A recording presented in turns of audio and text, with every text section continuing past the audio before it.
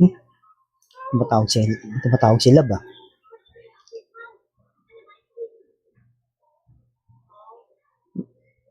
Ha? Hindi ko alam eh. Nandito pa kasi yung misis ko. Oo, huwag ka mag-alala. Pag nakasalisi ako eh, pupuntahan kita dyan. Alam mo naman na miss na kita. Oo, huwag ka mag-alala. Basta, Erwin? saglit tumatawag asawa ko.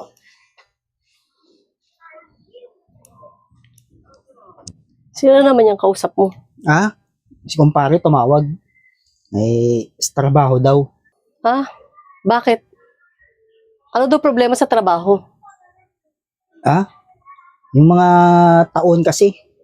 Yung isang taon may nilabas na gamit kaya may sinabi sa akin si pare na ano. Wala yun, huwag nang ano yun. Si pare lang naman yung tumawag eh. Tsaka nga pala, may pupuntahan nga pala kami ni pare sa Mindoro. Siguro mga 3 days ako mawala rito sa bahay. Mindoro? Ano naman gagawin nyo doon? Ano ba ba? Siyempre sa trabaho. Tsaka ang tagal naman nun. 3 days? Oo, alam mo naman trabaho namin, di ba? Ikaw kung ano-ano yung mga iniisip mo. Siguraduhin mong trabaho yan. Baka mamaya, iba na tinatrabaho mo dyan, ha? Ay, nako ma. Trabaho lang to. Huwag ka magkalala. At saka nga pala nung mga nakaraan, bakit ang liit lang ng binibigay mo sa akin? Saan mo dinadala yung pera? Ha? Yung kilala mo si Parang Jay? Nangailangan kasi ng pera umutang sa akin. Hindi ko naman mahindian yun. Kaya pinahiram ko muna. Nangailangan? Alam ko pa pera yun, ha? Hindi ko nga alam sa tao yun eh. Kailang kailangan niya doon ng pera nakakahiya naman na hindi pahiramin. Kaya pinahiram ko muna. Pasensya ka na kung yun lang yung naibigay ko sa'yo. O sige. Kailan pala yung alis mo? Ang alis namin? Mamayang gabi na.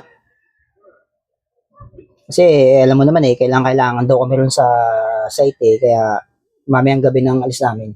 Gusto mo hatid na lang kita doon? Total, malapit lang naman bahay ni pare. Ha? Huwag na. Mamaya baka isipin pa nila under the saya ako, nagpapatid pa ako sa asawa ko. Sige, ikaw bahala. Tsaka huwag ka naman mag-alala. Alam mo, trabaho naman ang inaatupag ko, hindi naman ako sa kung ano man yung iniisip mo.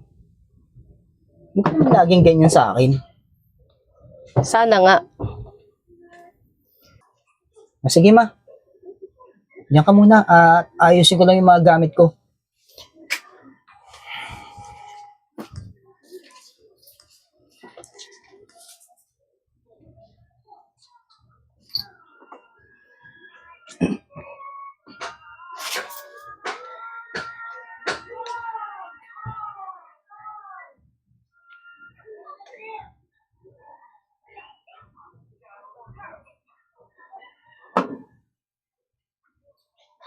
Trabaho pala.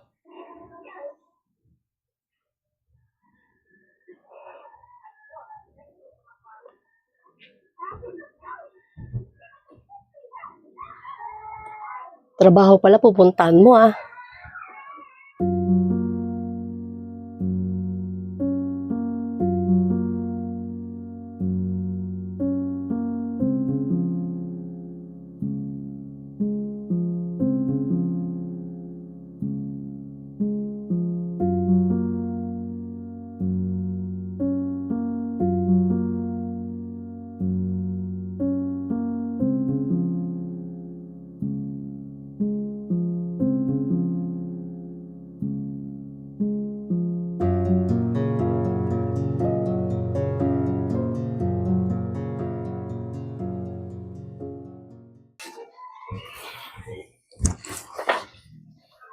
Yung cellphone ko pala. Naiwan ko pala yung cellphone ko.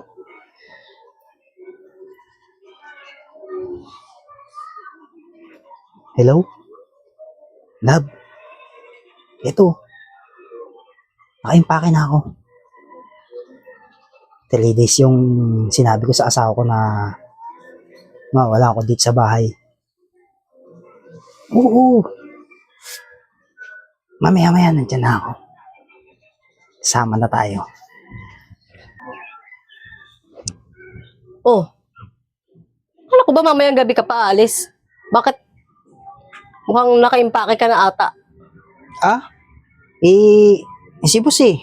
Kailangan daw agahan namin yung pag-alis ngayon eh. Kailangan daw kami sa site. Sigurado ka? Oo naman. Ito naman, masyado mapaghinala. Alam mo naman na trabaho yung pupuntahan namin. Ba't ka ba ganyan? Siguraduhin mo lang. Ay nako, magtiwala ka lang sa akin. Trabaho yung pupuntahan ko. Trabaho? O baka may ibang tinatrabaho ka na dyan? Ay nako, trabaho nga lang to. Siyempre, kailangan ko rin magtrabaho para sa future natin. Alam mo ba yun, di ba? Alam mo naman yun, di ba? Trabaho ka lang trabaho tapos palit ng palit ang binibigay mo sa akin? Ay nako, anong gusto mo? Dito na lang ako sa bahay. Ganon. Mag-iisa palamunin. Ikaw ang galing mo magbalusot eh, no? Alam mo bang naiwan mo yung cellphone mo dyan? Oh, ano naman kung naiwan ko yung cellphone ko? Tinignan ko yung cellphone mo. Iba ang pupuntahan mo. Ha? Hindi! Sa trabaho yun! Ano ka ba? Ba't di ba ganyan na lagi mo na lang ako pinaghihinalaan? Trabaho? May I love you? Tapos may picture pa kayong dalawa? Ginagawa mo ba akong tanga? Hindi. Trabaho lang talaga yung pupuntahan namin. Wag mo akong pag-isipan ng hindi maganda, ha? Alam mo, minsan hindi na ako natutuwa sa'yo. Ikaw, luklukan ka talaga ng sinungaling eh, no? Pagkatapos ng lahat ng ginawa ko sa'yo, eto pa yung gaganti mo sa akin? Grabe ka naman sa akin. Anong grabe? Nabasa ko lahat. Nabasa ko lahat dyan sa cellphone mo. Gagawin mo pa akong tanga? Oo, naaamin na ako. Alam mo ba kung ba't ko ginawa yon? Dahil sawang-sawa na ako sa'yo. Saka hinala mo sa akin. Araw-araw na lang.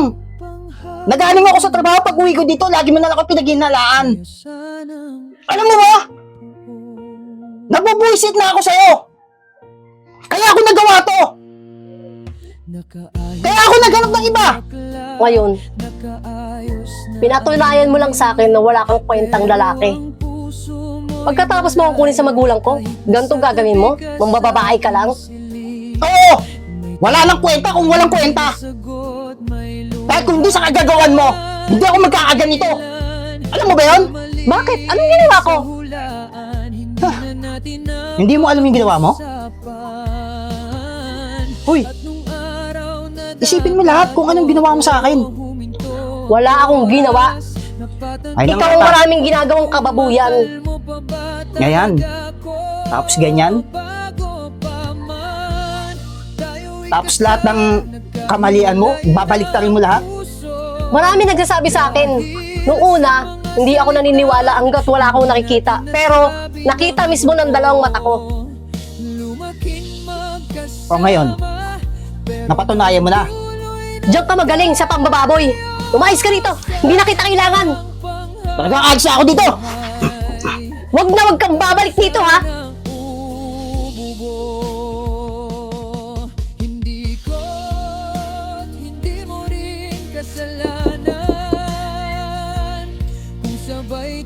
Sino yan? Oh, anong ginagawa mo rito? Di ba sabi ko sa'yo, huwag ka nang babalik dito? Bakit nandito ka pa? Ma, sorry sa mga nagawa ko. Sana naman pagbigyan mo pa ako ng isa pang pagkakataon mo. Lumayas ka rito. Hindi kita kailangan. Ma, parang hawa mo Hindi, na. mais ka dito, layas. Layas, hindi kita kailangan. Please. Hindi kita kailangan, mais ka dito! Ano, isang pagkakataon.